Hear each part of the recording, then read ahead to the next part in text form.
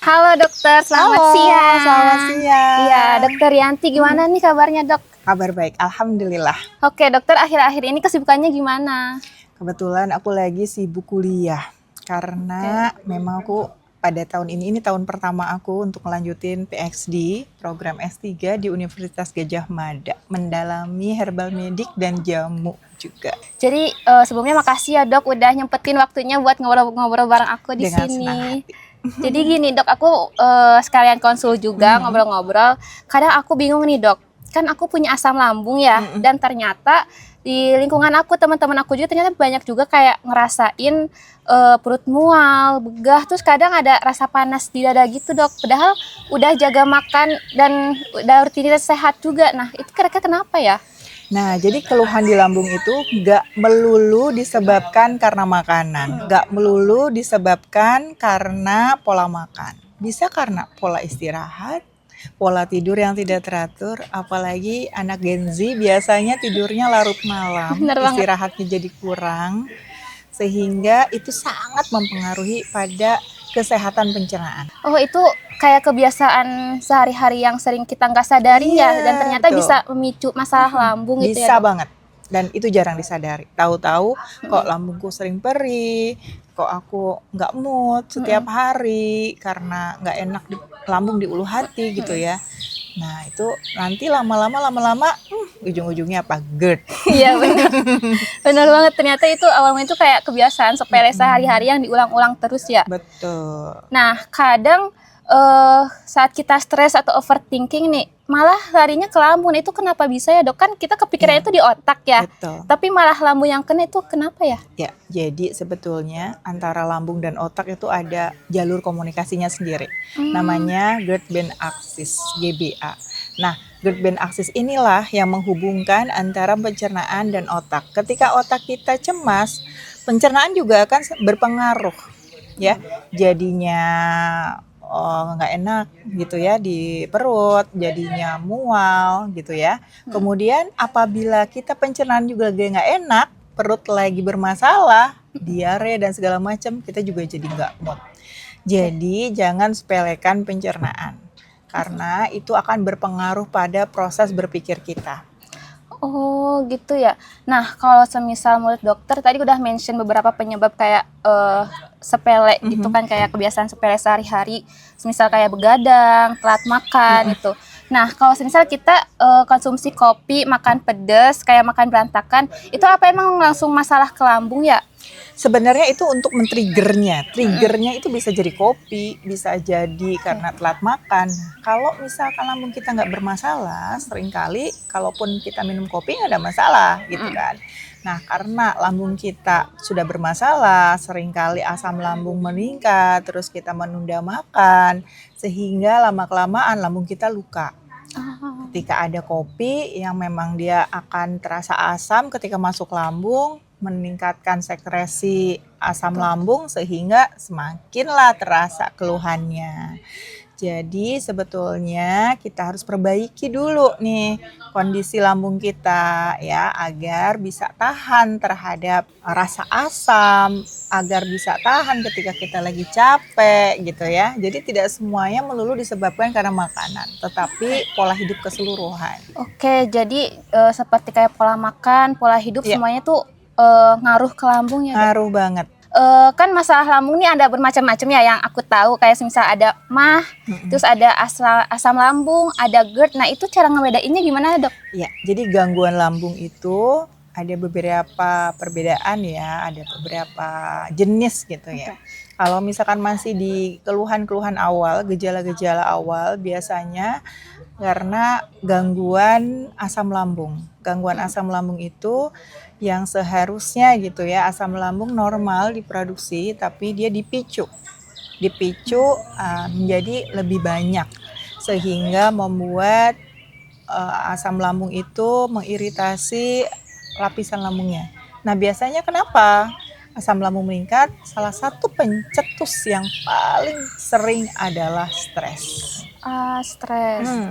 Karena tadi ya ada hubungan jalur komunikasi khusus antara pikiran otak kita dengan pencernaan. Ketika kita stres itu otomatis kita masuk mode siaga, Mm-mm. di mana salah satunya itu meningkatkan saraf simpatis. Kemudian asam lambung juga jadi terdampak ya, dia akan meningkat lalu akhirnya membuat lambung kita teriritasi. Kemudian ada mekanisme-mekanisme yang membuat rasa tidak nyaman pada perut kita. Sehingga ya jangan sepelekan. Kalau bisa kita tenangkan diri dengan cara olah nafas, pengaturan nafas, tarik nafas pelan-pelan, kemudian kita keluarkan pelan-pelan. Itu sangat membantu agar saraf simpatis kita tidak terus-terus siaga, akhirnya ke mode relaksasi ya, dan itu yang bekerja parasimpatis sehingga stresnya menurun. Itu salah satu tips ya. Oke. Ketika lagi stres, lagi panik, lagi cemas, coba tarik nafas perlahan ya. Dari hidung, keluarkan juga dari hidung. Kadang-kadang kan dari mulut kan ya. Dari hidung itu sangat bisa mereduksi stres. Nah, kadang kalau semisal aku kambuh asam lambungnya, kadang aku mungkin sebagian orang juga mikir kalau semisal kalau lagi kambuh, nanti juga reda gitu ya dok, kayak dianggap sepele. Nah, kalau menurut dokter, kalau semisal kita lagi kambuh, itu kita kapan ya kayak lebih concern gitu sama keadaan kita? Ya, jadi jangan sepelekan sinyal tubuh. Itu saya pesankan. Ketika kita aware sama sinyal tubuh kita, ya, kita akan bisa membaca ini tubuh kita lagi kenapa ya, dan bagaimana caranya kita menghadapi itu biar bisa mengurangi gejalanya. Contoh, ketika misalkan terasa nyeri lambung gitu ya, kita wah lagi nggak beres nih, kayaknya perih gitu ya. Kurangin makanan yang pedas, kurangin dulu minum kopinya, kemudian juga istirahat yang benar, sehingga lama-kelamaan kita akan merasakan respon balik dari tubuh kita, mulai mereda. Tapi kalau nggak mereda, itu saatnya kita perlu mendapatkan bantuan. Nah, bisa dimulai dengan menggunakan bahan-bahan herbal yang lebih mudah kita dapatkan. Sebelum misalkan kita harus ke dokter gitu, nggak ada salahnya kita coba dulu nih. Coba dari yang ada di kita ya, yang ada di kita, kita gunakan untuk mengurangi gejala-gejala yang membuat tubuh kita tidak nyaman tadi. Misalkan ada tidak nyaman di lambung ya yang kita rasakan. Biasanya saya merekomendasikan kunyit. Kunyit itu bagus banget untuk lambung ya. Pertama, kunyit bisa mengurangi produksi asam lambungnya. Nah, kedua, kunyit bisa membantu mengurangi luka yang disebabkan tadi iritasi di lambung. Kemudian yang ketiga, kunyit juga bisa bermanfaat untuk melapisi dinding lambungnya. Dan yang keempat, kunyit bisa berfungsi sebagai antibakteri alami. Gangguan lambung itu nggak semata-mata hanya disebabkan karena menaiknya asam lambung atau meningkatnya asam lambung. Tetapi seringkali nih Gen Z tidak paham kalau asam lambung itu tidak satu-satunya penyebab gangguan lambung. Tetapi yang paling sering bikin orang sakit mah itu apa coba? Bakteri. Ya, kita tuh tahu ada H. pylori di lambung. Dan itu yang menyebabkan gangguan mah atau sakit lambung. Nah, kadang-kadang kita nggak sadar kalau jajan sembarangan, makan sembarangan, sehingga tahu-tahu lambungnya terinfeksi. Kunyit itu bisa sebagai antibakteri yang kuat. Padahal bahannya dari dapur ya dok, kalau Ada di kunyit dapur. Cuman kan namanya Gen Z tuh biasanya kurang nyaman ya sama herbal gitu. Makanya boleh ditambahkan madu, itu enak banget. Jadi misalkan nih kita bikin turmeric shot gitu atau perasan kunyit gitu ya. Terus ya sekitaran 10 mili atau 5 mili 1 sampai 2 sendok makan boleh ditambahkan madu. Itu boleh banget. Berarti kunyit itu salah satu solusi buat masalah lambung kita ya dok. Nah kalau menurut dokter, pola hidup seperti apa nih buat support lambung kita tuh bisa nyaman sehari-hari selain kayak konsumsi yang ada di bahan-bahan dapur itu? Jadi aku pembaginya ya biar lebih mudah dipahami dan lebih mudah untuk take action. Aku membaginya ada 5 pilar.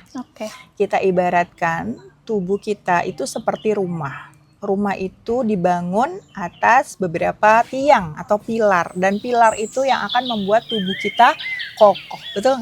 Kebayang ya kalau Iya. rumah nggak ada tiangnya ambruk. Nah itu termasuk tubuh kita kalau nggak terbangun dari 4 atau 5 pilar ini yang saya mau bagikan ya. 5 pilar untuk membuat tubuh kita itu tahan banting. Oke. Tahan dari badai.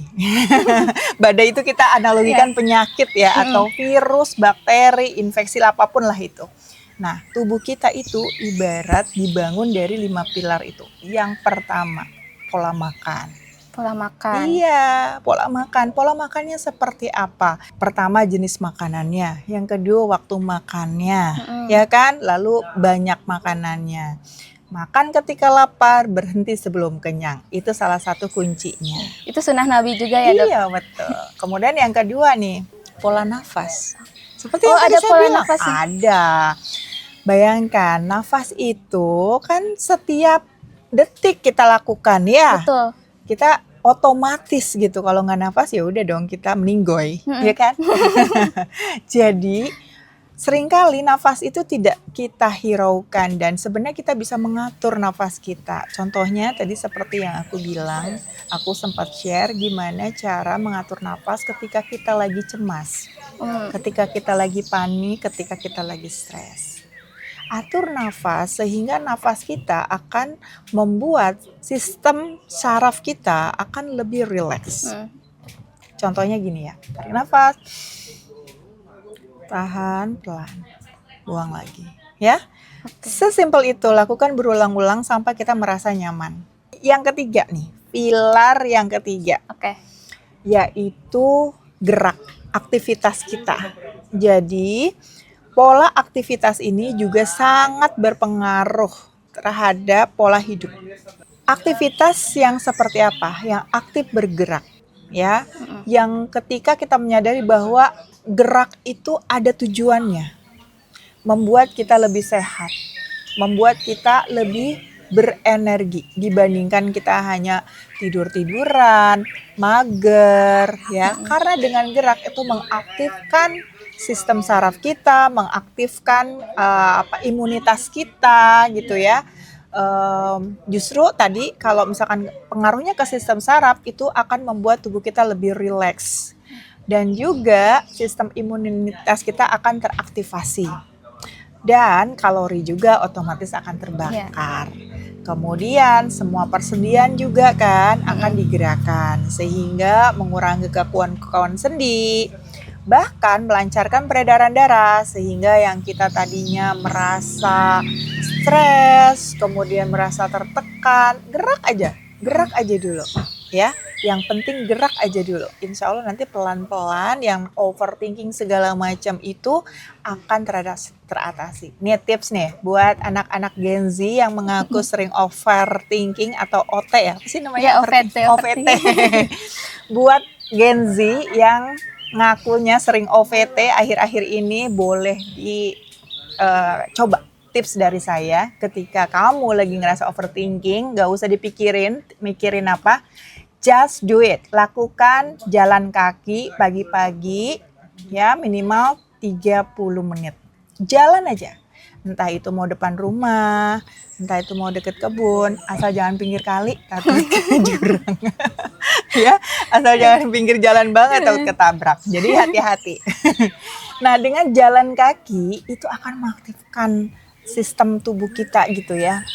Dan itu membuat kita akhirnya bisa lebih mengalir, lebih mindful. Nah, makanya aku ngajarin adanya mindful walking. Jadi kita itu gerak dengan berkesadaran. Oh ya, oke, saya menikmati, saya mensyukuri semua yang saya dapatkan. Itu seperti itu.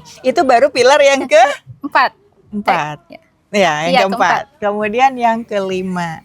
Nah, kita bicara bagaimana kita menggunakan herbal sebagai pendukung dari keempat yang tadi, oke? Nah, herbal ini bisa digunakan untuk memudahkan kita untuk melakukan pola hidup yang sehat. Oh gitu ya dok. Kan tadi dokter ada mention untuk kita produktif. Nah kalau semisal kita hari ini produktif banget nih, sering gerak atau apa, nah besoknya kita capek dok, kayak leha-leha kayak itu gimana? Sehat untuk tubuh atau gimana dok? Makanya kalau lagi semangat gerak, olahraga, jangan berlebihan. Jangan sampai melebihi kemampuan tubuh. Tetap dengarkan respon tubuh kita sehingga kita bisa tahu kapan harusnya berhenti dan tidak burn out.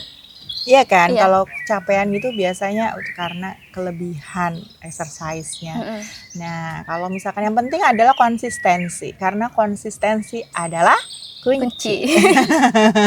Ya, jadi kalau misalkan nanti kalian olahraga ya sesuai dengan dosis durasinya, kemudian diulang terus repetition sehingga kalian mendapatkan manfaat yang luar biasa dengan adanya olahraga. Oke, aku mau balik lagi nih dok ke yang sebelumnya yang kunyit itu kan salah satu bahan alami.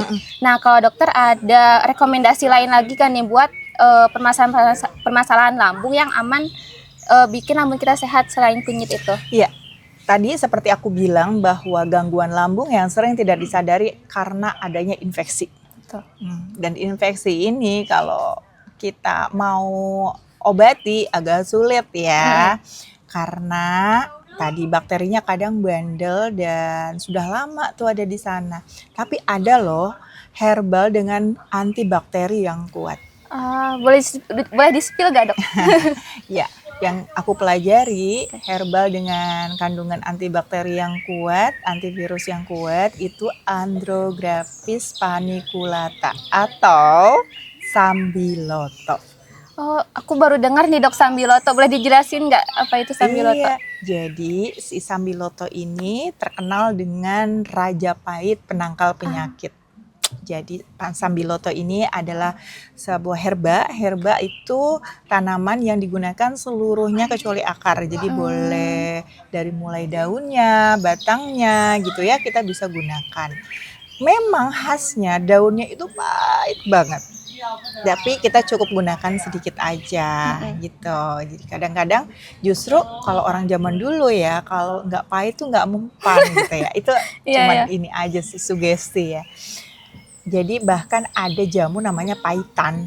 Gara-gara ya sebenarnya itu ada pahitnya dari Sambiloto salah satunya. Jadi nggak ada masalah buat rasa pahit karena memang penangkal penyakit gitu. Makanya biasanya Sambiloto itu dijodohkan sama madu. Biar gak ini ya? Biar mengurangi rasa pahitnya. Jadi kalau ada madu, Sambiloto, apalagi kalau ada kunyitnya tuh. Semakin plus-plus lagi ya? Iya, itu bisa banget untuk membantu mengatasi keluhan gangguan lambung. Oke, jadi itu kalau misalnya kita mau konsumsi, dan itu ada bahan-bahan dapur dan madu juga kan kita bisa dapetin di mana aja ya. Itu padahal solusinya sedekat itu ya dok. Iya betul. Buat masalah lambung. Oke.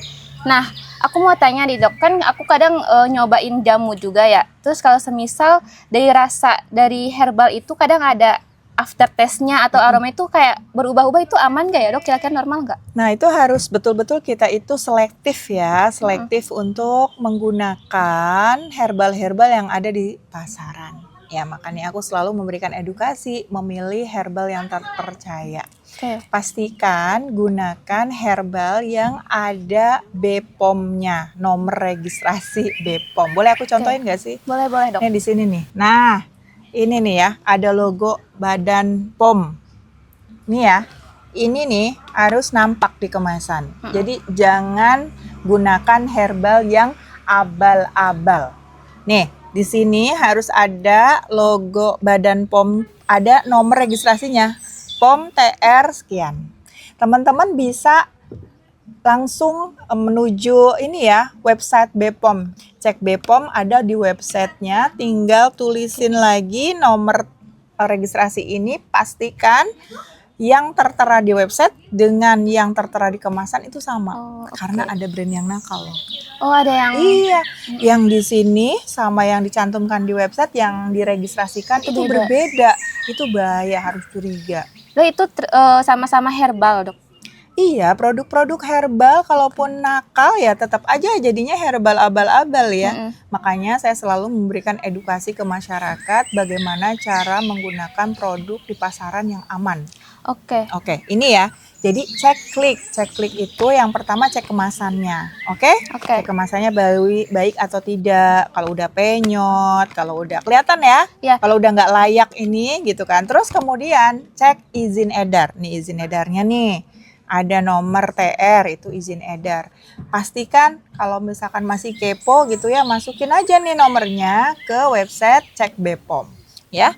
Kemudian yang terakhir cek klik ya, cek kadaluarsa yang terakhir ya. Kadaluarsanya ada di mana? Nih biasanya ada di sini nih, expire 07 tahun 2028. Berarti ini masih bisa dikonsumsi.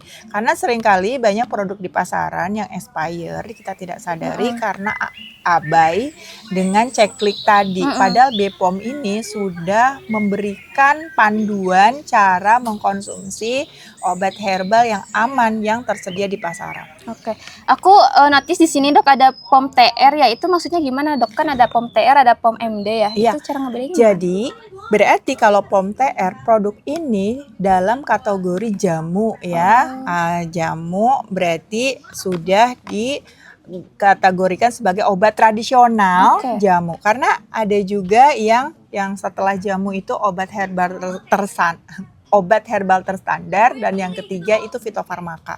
Jadi ini dengan adanya POM TR berarti termasuk kategori obat tradisional, bukan makanan fungsional, beda. Kalau makan fungsional itu makanan yang berkhasiat. Tetapi kalau ini sudah dikategorikan sebagai obat. Tapi obat dari golongan obat tradisional, bukan obat kimia modern ya gitu. Jadi itu bedanya antara MD sama TR. Oke, sangat insight banget ya, Dok, untuk kali ini. Ini harus dikasih tahu, soalnya masyarakat itu seringkali tidak paham gitu loh ya. Dok, saya ini aman apa enggak? Yang menyatakan ini aman atau tidak bukan saya. BPOM tuh sudah mengatur semuanya, termasuk penggunaan izin edar ini gitu. Kemudian yang mungkin jarang orang awam tahu, nih penggunaan logo. Ini nggak sembarangan loh teman-teman. Nih, untuk dapat logo jamu ini, registrasinya yang harus dilakukan nih luar biasa. Agak ribet ya? Iya, bukan ribet, tapi ya memang banyak sekali yang harus diverifikasi sehingga produk tersebut benar-benar aman atau tidak. Jadi teman-teman kalau sudah tadi cek kliknya verified ya, oke, seperti yang tadi saya bilang. Kemasannya baik, izin edarnya juga ada sesuai ketika dicek websitenya BPOM, kemudian kadaluarsanya juga masih ada, berarti produk ini layak atau aman untuk dikonsumsi. Sebelum kita membicarakan khasiat, pertama keamanannya terlebih dahulu. Betul. Apa gunanya khasiat kalau nggak aman? Iya. Ya. Betul. Ya belum apa-apa udah diare karena apa? Kadaluarsa gitu. Itu berbahaya. Sehat malah nambah lagi. Iya, makanya itu ya. Ini nih, saya mau jelasin logo jamu di sini. Jadi logo jamu ini berarti kategorinya sudah sebagai obat tradisional. Nah biasanya siapa yang memerlukan obat? Berarti orang-orang yang mengalami gangguan. Tetapi ketika kategori jamu, kalau untuk sehari-hari boleh nggak sih dok? Daily use, nggak ada masalah selagi di dalam kemasan itu tidak ada batasan ya. Misalkan, kalau misalkan di sini tidak boleh digunakan untuk anak-anak di bawah 2 tahun ya patuhi. Atau tidak boleh digunakan untuk wanita hamil ya. Kemudian tidak boleh digunakan untuk wanita menyusui. Nah, biasanya itu disesuaikan karena kandungan. Di sini contohnya ada Curcuma domestica rhizoma. Ini adalah kunyit ya, ekstrak kunyit. Kemudian ada apa lagi nih? Oh, ada kelornya juga. Kemudian ada sambiloto. Nah, setahu saya nih, ini juga edukasi. Sambiloto tidak diperbolehkan untuk wanita hamil dan menyusui. Alasannya kenapa tuh? Karena untuk wanita hamil itu akan mempengaruhi kesehatan janin. Jadi pada penelitian hewan coba, penggunaan sambiloto pada tikus yang sedang hamil itu akan menyebabkan kecacatan janin. Gitu. Dan kemudian pada ibu menyusui bisa jadi air susunya gitu ya ada ada kandungannya masih. Jadi memang tidak disarankan untuk wanita hamil dan menyusui karena ada kandungan sambilotonya. Tapi Pak, kalau kelor itu kan biasa makan untuk wanita hamil itu boleh menggunakan kelor untuk dosis makanan fungsional atau minuman fungsional ya. Nah ini kelor juga termasuk salah satu yang bagus sekali untuk kita konsumsi untuk memperbaiki lambung kita. Jadi setiap yang ada komposisi di sini ada manfaatnya tersendiri ya dok untuk di lambung. Iya, Jadi ada betul. kunyit, Ada kunyit, Sambiloto. ada sambiloto, ada kelor, ada madunya. Madunya juga. Madu tuh bukan sekedar pemanis saja ya, madu juga antibakteri yang kuat ya. Dan juga madu juga bisa meningkatkan daya tahan tubuh kita. Oh gitu ya dok. Sangat insight sekali untuk obrolan kali ini. Soalnya aku juga sendiri punya asam lambung. Ya Gen Z harus tahu sih. Masih Gen Z kan ya? Iya. Benar banget, tapi permasalahan Gen Z sekarang tuh masih muda ya dok umurnya, tapi banyak banget yang kena masalah asam lambung gitu. Iya betul. Biasanya mengeluhnya gitu. Iya. Pertama dari lambung dulu. Sebetulnya itu udah lama, cuman dibiarkan. Jadi keluhan lambung terus gitu kan, nyeri ulu hati, dibiarkan kayak cuman kan kadang-kadang dia pulih sendiri kan. Belum diobati tapi udah pulih sendiri. Lama-lama jadi GERD, lama-lama lagi jadi gangguan cemas. Oh, Iya. soalnya aku pernah ini dok, pernah lihat orang yang menjelaskan kalau semisal GERD itu bukan penyakit untuk anak muda. Itu Iya. gimana dok? Iya. Sedangkan sekarang kita nih Gen Z penyakitnya udah GERD culture ya. banget gitu, kena GERD gitu. Iya, berarti kan ada apa nih ya? Iya. Ada apa nih yang bisa menyebabkan si Gen Z ini sudah terkena penyakit GERD? Jadi ya karena sebetulnya GERD itu sekumpulan gejala ya, ada nyeri lambungnya, bahkan sampai nyeri di kerongkongan karena Iya. perih ya kan, kebayang nggak asam lambung naik gitu. Itu sebenarnya reflux ya, karena makanan tuh bisa ribut ke atas lagi gitu, yang harusnya kita cerna ke atas. Biasanya ada kebiasaan juga habis makan langsung goleran gitu. Oh itu nggak bahaya Ngaruh banget ya? Karena itu posisi kita kan yang harusnya kita habis makan itu turun ke bawah, ketika posisi rebahan makanan bisa naik lagi ke atas. Oke. Itu juga sebagai pemicu. Kemudian stres juga sangat berpengaruh karena ada deadline. Nah, ya itu terus kayak gitu dan kita tidak menyadarinya. Kemudian gejala yang seringkali juga tidak disadari seorang yang terkena GERD itu seringkali batuk, ada kerasa ada dahak gitu, ada dahak di tenggorokan yang susah keluar. Nah itu juga bisa dikarenakan GERD. Karena GERD kan kita mungkin mikirnya kayak batuk biasa, ternyata itu bisa dari asam yang naik ke atas ke kerongkongannya dok. Oh gitu ya. Makasih banyak banget ya dok untuk insight-nya. Apalagi aku punya asam lambung sendiri. Tadi tuh kan kita tuh banyak nyepelein hal-hal keseharian kita dan ternyata itu bermasalah buat lambung ya. Apalagi overthinking, stres itu sangat banget ngaruh ke lambung. Itu dan salah satu solusinya ternyata ada di dapur kita sendiri, kayak kunyit, madu gitu. Ternyata itu solusi buat lambung kita. Oke dok, kira-kira dokter punya kata-kata nggak nih buat penonton-penonton di rumah? Oke, kata-kata hari ini, yuk mulai sehat dari diri sendiri. Sehat itu mudah, sehat itu murah, bisa didapatkan dari rumah. Di balik setiap